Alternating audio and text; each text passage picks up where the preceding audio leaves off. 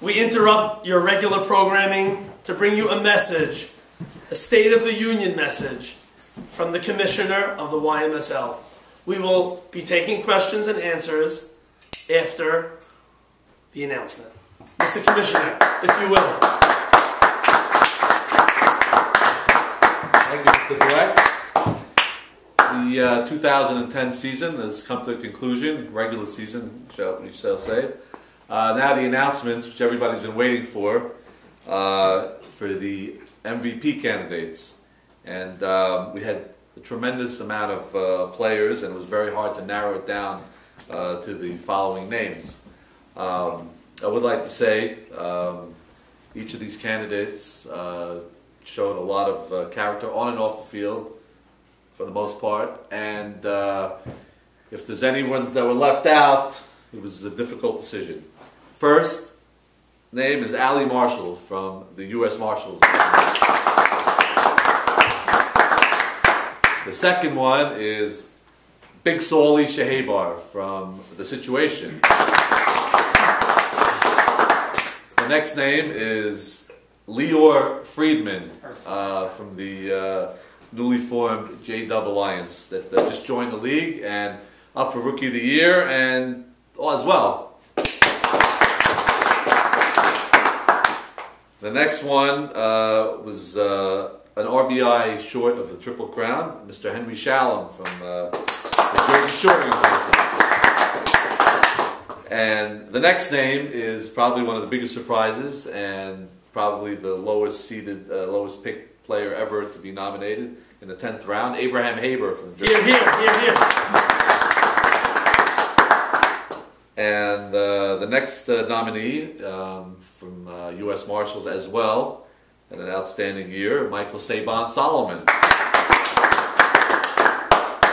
And the next name, also one of the up-and-coming young stars in the league, second-year player from Brooklyn, Joe Chira from KZ. And the last name, which came from Deal Yeshiva, actually, some of our friends over there, David Harari, outstanding year from the U.S. Marshals, with 3 members. And it was, we said, very difficult to pick these names, but each one of them had an outstanding year. And if there's any questions, I'll be happy to answer any of them.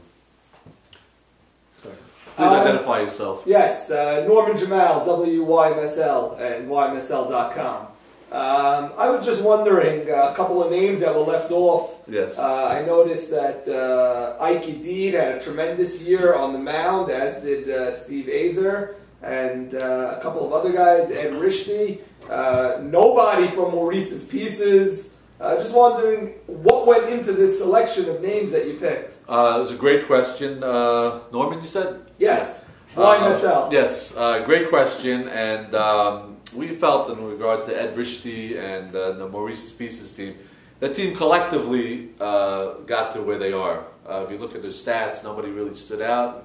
Nobody had great offensive years. And that was the reason, really, nobody from that team. And not to say they didn't deserve it, but when you try to narrow it down to 9, it was very difficult.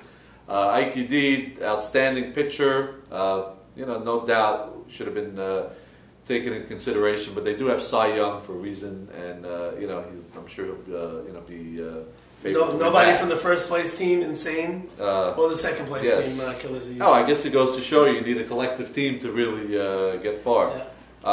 And really, Steve Azer pitched 8 games. I don't think he could really qualify for that. Any other questions? Please identify him. Peter Gammons, ESPN. Yes. That's Mr. Gammons. Yeah, you talked about the Dashless curse before. There's only one person on that list who's been a guest star of the Dashless report. What's your response to the fact that only one person from the MVP candidates was on the report? I mean, do you think you might have been ruining a few seasons with this new show? Actually, you make a very valid point, Mr. Towell. Peter Gammons. Peter Gammons. Maybe you're thinking of Sammy Towell. Yeah, Sammy Towell. He's usually on the list, but showed up for...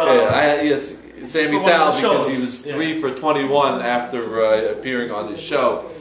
We did have Michael Saban Solomon, who was, his numbers went considerably down. Well, all we can say is, please continue to appear on our show. I'm sure the hex would be over soon. Yes. Hi, Bobby Soror from the Image magazine. Okay, Mr. Soror.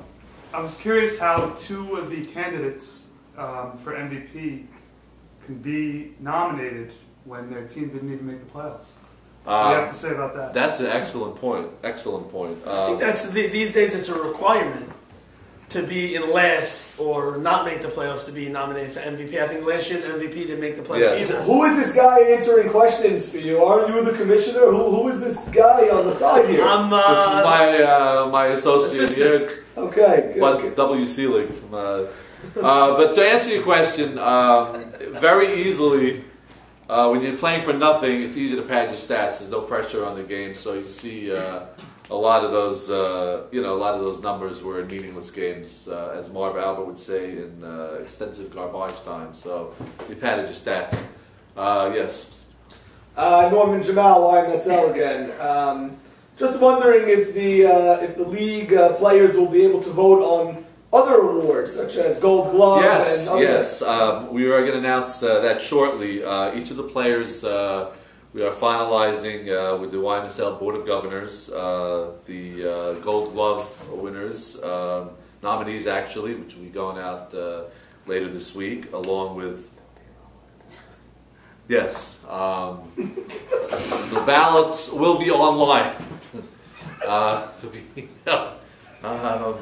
It's a very sophisticated system, and just for I know there's certain players that like to stuff the ballots will not be able to do this now. So in the past we've had problems, and we've corrected that, and we're not going to have that issue anymore. So I think it's going to be pretty much true to form. And another question here. Identify yourself, please. Michael Weintraub, LakewoodScoop.com. Can a player vote for himself for MVP? Can a player vote for himself? Yes, he can for MVP. Yes, as well as other awards? No, certain awards you cannot vote for your team. Even you have to vote for. We try to keep it balanced, because this way it gives you an opportunity to have to see how the other players in the other team. Because it's easy to pick guys on your team and see them every week. So One more question. I'm new to this league. I've just been following the last year or two. Yes. Has there ever been a player named Rookie of the Year and MVP? I see there's Leo Friedman. Yeah, Leo Friedman. Both. Actually, it's a good question, and we looked up in our archives, and the answer is no. Wow. Hasn't been. So he's really had an outstanding... J-Dub, as you guys call us, might make history in YMSL in the Syrian League. Yes. Wow. And it's, it is. Hacham Friedman, that certainly has... Yes. Norman Jamal, YMSL and YMSL.com. Nice. A lot of questions, as far as you're concerned, Commissioner, are Oreos considered par? Mr. Jamal, we're trying to focus on MVP nominees, but given the respect that we give to you and your organization and your media coverage, we will make an exception.